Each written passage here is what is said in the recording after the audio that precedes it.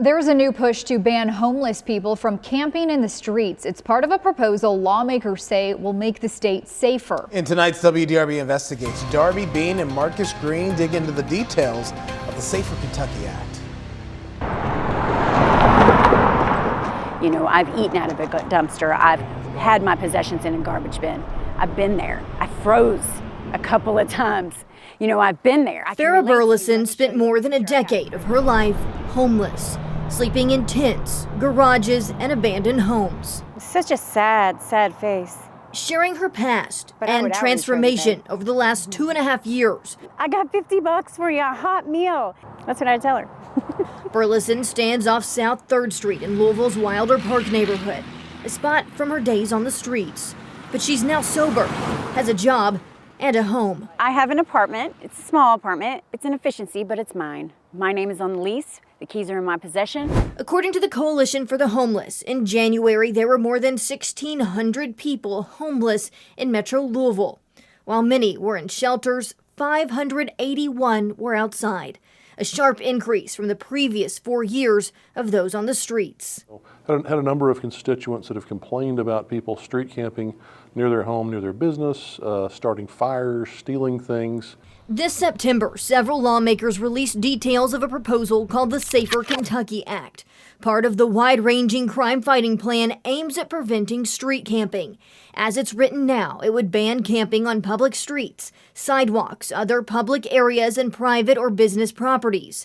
The plan to file the bill when Kentucky lawmakers meet in January. The Safer Kentucky Act is laser focused on improving public safety across our Commonwealth. It clearly State Representative Jared Bauman of Louisville said sponsors have met with key groups like Louisville's Coalition for the Homeless. With the Safer KY Act, I do expect that it's going to change. I think that it is an opening, point of negotiation, and they are putting out an idea, and this is part of the legislative process that we are engaging in. So, George Eklund also saying he's curious to see how this would be enforced, adding the city needs more shelters. Mayor Craig Greenberg's office did not answer our questions about how the bill would impact police or the city's jail, but said the administration is focused on safety and health for everyone. In this proposal, those who camp in prohibited areas would have to leave immediately if asked by property owners or police, and if they refuse, could be physically moved and charged with a misdemeanor. There's nothing compassionate about letting someone remain on the street untreated long term. It also says property owners would not be held criminally liable for actions taken to defend themselves, and allows local governments to designate indoor or outdoor areas specifically for camping. I mean, we're not criminalizing being homeless. We're just saying you can't do it here. You can go to this area and camp, and that's fine, and that makes it easier to get social services to you and have police and EMS and things like that available, but you can't do it in somebody's backyard or in front of their hardware store. In July of 2022, camping on public property became a felony in Tennessee. The Tennessee Valley Coalition for the Homeless serves 12 counties in the state.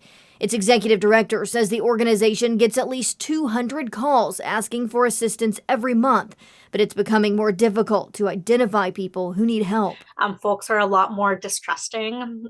They're a lot more fearful, right? Because if they were to be caught camping on public property, that could possibly end up in some sort of legal action or even just displacement in general. That takes you on to the other side of Crittenden Drive.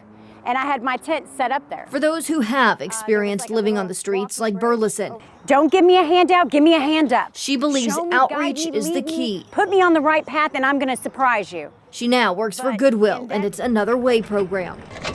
But lawmakers have made clear this proposal does not aim to end or solve homelessness, and say there is potentially a bill coming out next session based on meetings with groups like the Coalition for the Homeless. We certainly want to help with the homelessness issue as well, but we also want to ensure that we protect public safety, we protect businesses and homeowners, neighborhoods across the state. I think scare tactics isn't exactly the way to get people to trust you to do something different, because the main goal, the objective, is to get them to try something new.